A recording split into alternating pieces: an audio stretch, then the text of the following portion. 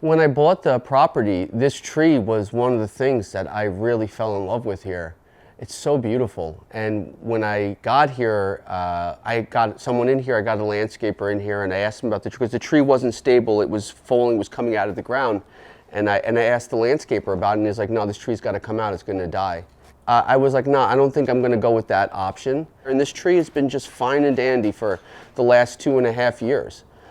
So that's something that I think is really important. Usually most people's answer to problems is, let's just give up on it. But when you don't give up on it, that's when like amazing things happen. And if I would have just taken the advice of that person and just given up on the tree, it wouldn't be here right now. So.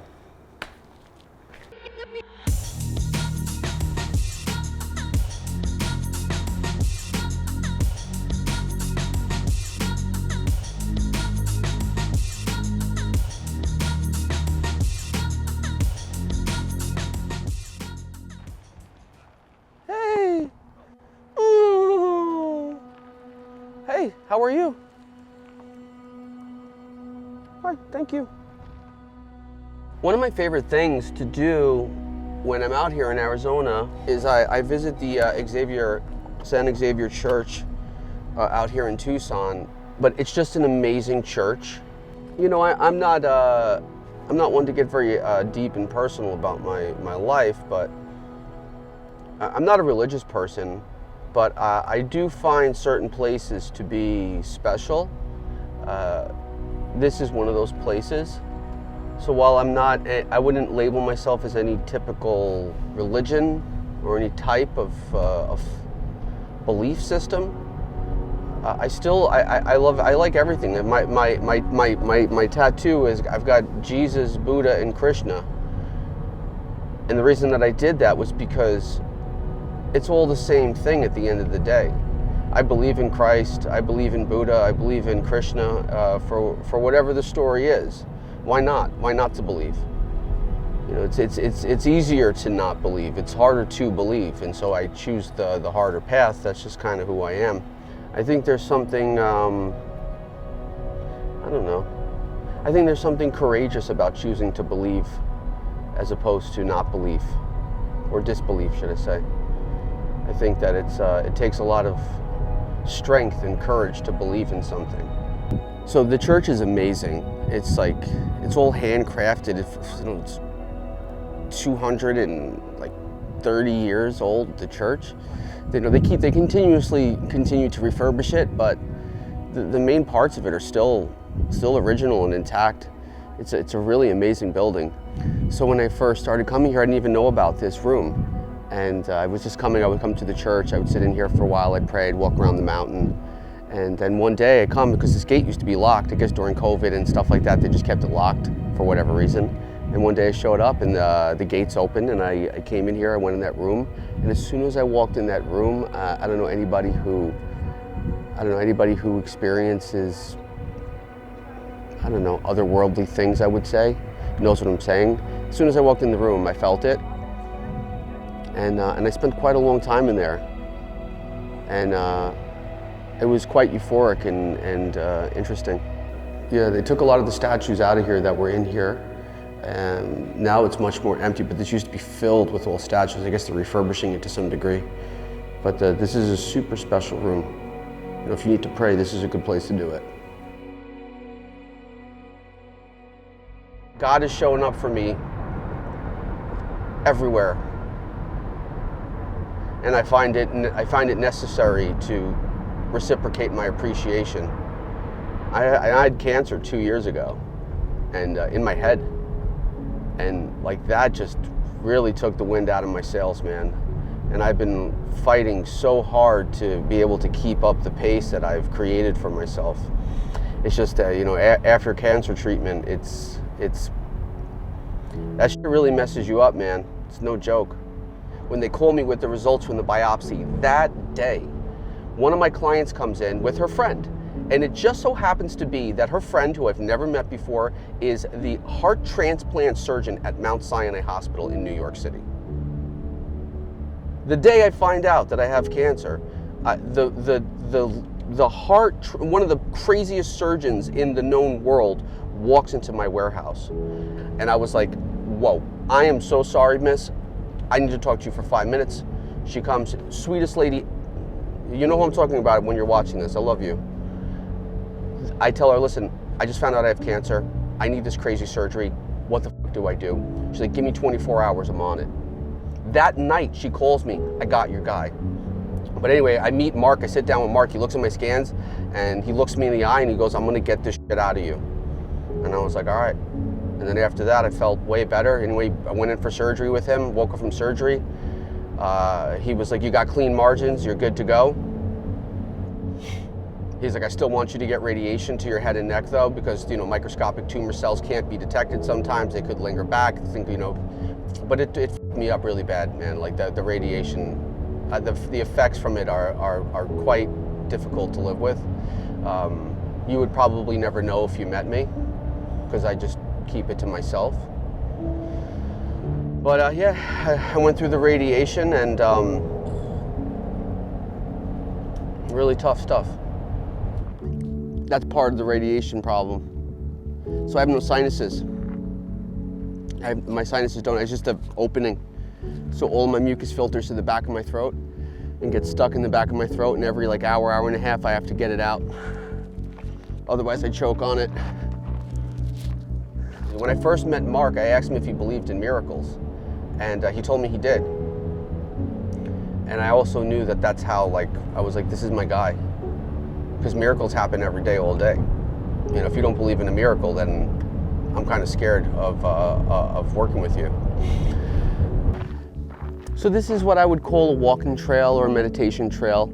I believe that the people that founded the church created this for that purpose, where they would walk around here and pray, meditate, think, which is not something we do very often nowadays. And I've come up here with a lot of great people who either worked for me or were in my life at one point or another. I'm the toughest boss I've ever had. When I first started filming, I did this out of necessity. I didn't do this because I wanted to do it.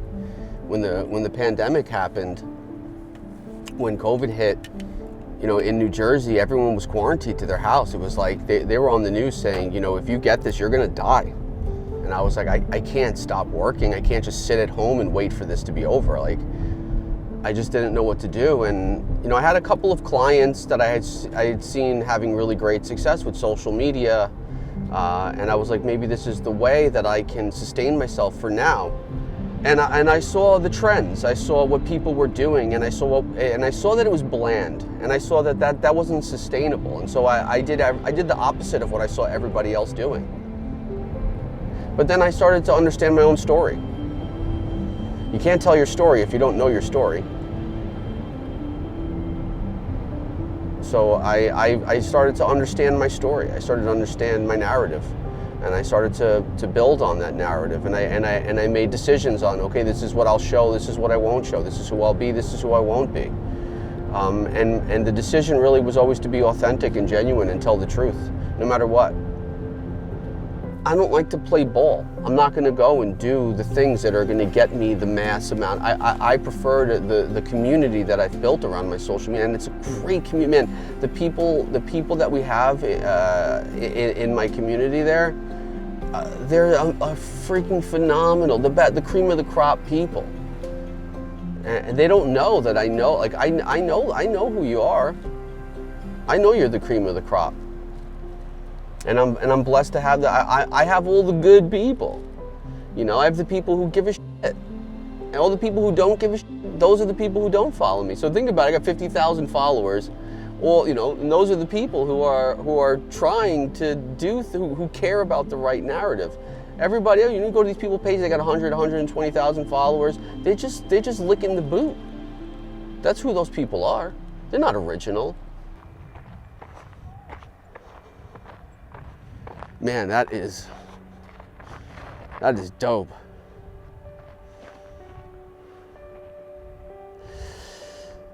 But this year has been really interesting because everywhere I'm going, I'm in the gem show world. It's not like I'm out in the streets, but everyone recognizes me. I guess from my social media or my YouTube videos, and it's been so humbling. The people are just, every minute someone's coming up to me like to take a picture or, you know, to say hi to me or talk to me, or, you know, your videos are so informative, thank you for making them. And it's just, it's like so crazy that, I don't know, man. It's just weird that people recognize you. And then you start looking around and you start thinking differently. Like you start to become aware of the fact that people are aware of you. And it just changes your perception on things. And I mean, I'm so humbled by it. The fact that someone would care enough to come up to me, ask me for a picture, like who am I to deserve that kind of, I don't know, that kind of interest or that kind of attention. It doesn't make sense to me. I can't process it. And even though it's on a very small scale, you know, it's just the gem world, but you know, it's so amazing to have people who say nice things and who see the work that I put into it and the care that I put into it. And the fact that it's recognized means a lot to me. People who do great things in life don't get there by taking breaks every 5 minutes, I'll tell you that right now. And God has blessed me in the most amazing way with my brother. I couldn't do it without him. With Gila, couldn't do it without her. You know? So it's not just a one-man show, it's a three-person show right now. You know, Danny, my cousin, who was there for many, many years, who's gone on to, you know, live his own life, but couldn't have done it without Danny. So that's an altar in there. And essentially this is just, it's a shrine to the Virgin Mary. But things are where you put your energy, you know, so how many people are coming up here and begging for their livelihood or begging for their lives or their families' lives, and that stays here and that's in here. I mean, when I come up here, I feel that, and that's what draws me into this place, is the depth of it, you know, how amazing it is.